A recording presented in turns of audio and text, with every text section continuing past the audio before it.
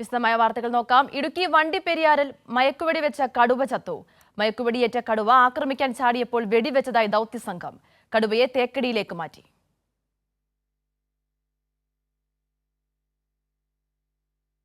ഞാൻ ഇന്നലെ തൊട്ട് നിങ്ങളോട് പറയുന്നുണ്ട്, ഇത് നമ്മുടെ എല്ലാവരും ജീവന അപകടമാണ്. അതുകൊണ്ടാണ് നമ്മൾ ഇത്രയും ഡിലേ ആയത്. ഇതിനെ അപ്പോഴും നമ്മൾ നാട്ടുകാർ പറയും നിങ്ങൾ ഇതിനെ പിടിച്ചുകൊണ്ട് പോയി കൂടെ എന്ന് ചോദിക്കുമ്പോഴും നമ്മൾ പറഞ്ഞു ഇതിൻ്റെ അടുത്ത് പോകാൻ പറ്റില്ല. പക്ഷേ നമ്മൾ ഇന്ന് ആ റിസ്ക് എല്ലാം എടുത്തിട്ടാണ്, അതായത് 15 മീറ്റർ അടുത്ത് നിന്നിട്ടാണ് കടുവയെ ഷൂട്ട് ചെയ്യുന്നത്, ഡാർട്ട് ചെയ്യുന്നത്. ഒരു ഡോക്ടറും ചെയ്യില്ല, ഒരു ജീവനക്കാരും ചെയ്യില്ല. അത്രയും റിസ്ക് എടുത്തിട്ടാണ് രാവിലെ ആ ഓപ്പറേഷൻ ചെയ്തത്. ദൗർഭാഗ്യകരമെന്ന് പറയട്ടെ, നമുക്കത് കടുവയുടെ ജീവൻ രക്ഷിക്കാനായില്ല. കാരണം അത് അറ്റാക്ക് ചെയ്യുമ്പോൾ നമുക്ക് അതിന് സെൽഫ് ഡിഫൻസിൽ ഫയർ ചെയ്യേണ്ടി വന്നു. വിവരങ്ങളുമായി ജോസിൽ സെബാസ്റ്റ്യൻ ചേരുകയാണ്. ജോസിൽ സൂചിപ്പിച്ചതുപോലെ തന്നെ വളരെ രക്ഷകരമായിട്ടുള്ള ദൗത്യം തന്നെയാണ് ഇത്തരത്തിൽ ഉണ്ടായത്. എങ്കിൽ തന്നെ ദൗർഭാഗ്യകരം, കടുവ ചത്തിരിക്കുകയാണ്. എന്താണ് ഇപ്പോൾ ഉദ്യോഗസ്ഥരൊക്കെ തന്നെ പറയുന്നത്?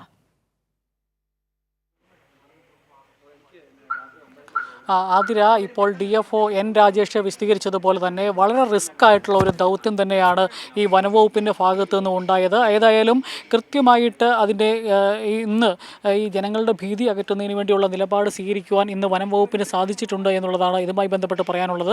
കാരണം ഇന്ന് രാവിലെ ഇന്ന് രാത്രി 2:30 ഈ ജനവാസ മേഖലയിൽ കടുവ ഇറങ്ങി വളർത്തുമൃഗങ്ങളെ, ഒരു പശുവിനെയും ഒരു ആടിനെയും പട്ടിയെയും അതിൻ്റെ 2 കുഞ്ഞുങ്ങളെയും കൊല്ലുന്ന സാഹചര്യമുണ്ടായി. അതിന് നാട്ടുകാർ വിവരം അറിയിച്ചതിനെ തുടർന്ന് തൊട്ടടുത്ത ഗ്രാമ്പിയിൽ കേന്ദ്രീകരിച്ചിരുന്ന വനംവകുപ്പ് സംഘം അവിടേക്ക് എത്തിച്ചേരുകയും ഇന്ന് കൃത്യമായി വളരെ ശ്രമകരമായി, കാരണം തേയിലച്ചെടികൾക്കിടയിൽ മറിഞ്ഞു കിടക്കുകയായിരുന്നു ഈ കടുവ.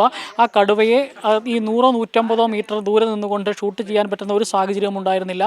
അപ്പോഴാണ് ഡോക്ടർ അനുരാജിൻ്റെ നേതൃത്വത്തിൽ 2 ഡോക്ടർമാർ, തേക്കടിയിൽ നിന്നും കോട്ടയത്ത് നിന്നുമുള്ള 2 വെറ്ററിനറി ഡോക്ടർമാർ എത്തിയിരുന്നു.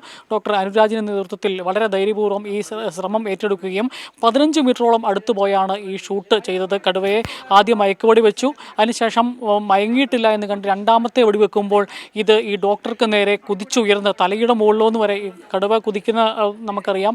അത്ര ഉയരത്തിൽ ഈ കടുവ ചാടി വരികയായിരുന്നു. ആ സമയത്ത് കൂടെയുണ്ടായിരുന്ന മനു എന്ന് പറയുന്ന വാച്ചർ ഷീൽഡ് ഉപയോഗിച്ച് കടുവയെ തടുക്കാൻ ശ്രമിച്ചു. ആ ഷീൽഡ് പൊട്ടിപ്പോയി, തലയ്ക്ക് അടുത്ത അടി വന്നു. തലയിൽ വെച്ചിരുന്ന ഹെൽമറ്റ് പൊട്ടിപ്പോകുന്ന സാഹചര്യമുണ്ടായി. തുടർന്നാണ് സ്വയരക്ഷാർത്ഥം ഇവർ വെടിവെക്കുന്നത്. 3 റൗണ്ട് വെടിവെച്ചു. ആ വെടിവെച്ച് ഇപ്പോൾ ഏതായാലും കടുവ ചത്തിരിക്കുകയാണ്.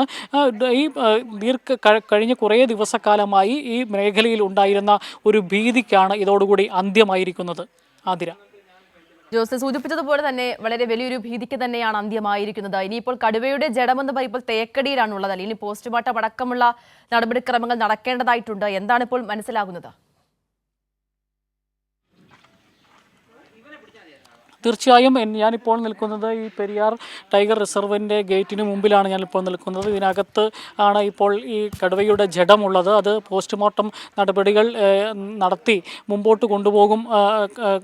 ഇതിന് ബാക്കി നടപടികളിലേക്ക് പോകും. ഏതായാലും വനം വകുപ്പ് ഉദ്യോഗസ്ഥരെ സംബന്ധിച്ചിടത്തോളം ഈ നാട്ടുകാർ കഴിഞ്ഞ ദിവസങ്ങളിൽ അവർക്ക് എല്ലാ പിന്തുണയോടും കൂടി ഉണ്ടായിരുന്നു.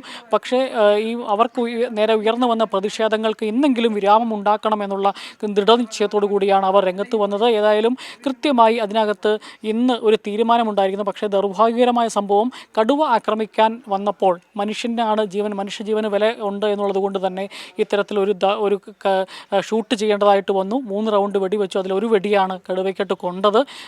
കടുവ ചത്തിരിക്കുന്നു. പോസ്റ്റ്മോർട്ടം നടപടികൾ നാളെ നടക്കും. ആതിര. ശരി, വ്യക്തമാണ്. ജോസിൽ സെബാസ്റ്റ്യൻ വിവരങ്ങൾ നൽകി.